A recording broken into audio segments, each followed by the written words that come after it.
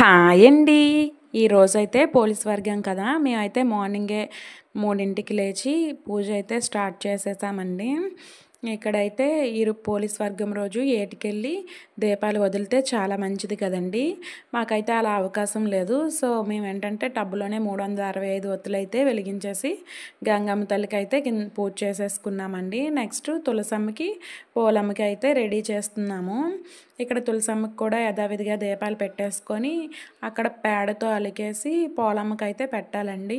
5 రకాల పిండి వంటలు కూడా చేయాలి.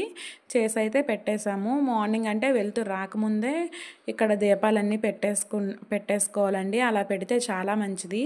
ఈ కార్తీక మాసం ఈ 1 మంత్ చేయలేని వాళ్ళు ఈ లాస్ట్ డే ఒక్కరోజైనా చేస్తే చాలా మంచిదంటండి. సో, ఇక్కడైతే ఆ పోలమ్మకి పెట్టేశాక ఒక పెద్ద ప్లేట్ అయితే మూత పెట్టేశామండి. ఆ కథలో ఏంటంటే పోలమ్మ తల్లికి పెట్టాక ఆవిడ ఇలాగే పైన మూత ఎవరికి కనిపించకుండా పెట్టేసేవాళ్ళంట. కథలో ఉంది. సో, అలా పెట్టాలన్నారని చెప్పి మేము కూడా ఇక్కడ మూత పెట్టేశాము. నెక్స్ట్ దేవుడి గదిలో కూడా అంతా అలంకరించేశాము. చాలా ప్రశాంతంగా ఉంది. ఈరోజైతే మనసుకి పూజలన్నీ అయితే ఈ రోజుతో కంప్లీట్ అయిపోయినట్టే కార్తీక మాసం. ఓకేనండి. నెక్స్ట్ వీడియోలో మళ్ళీ కలుద్దాం. Bye bye.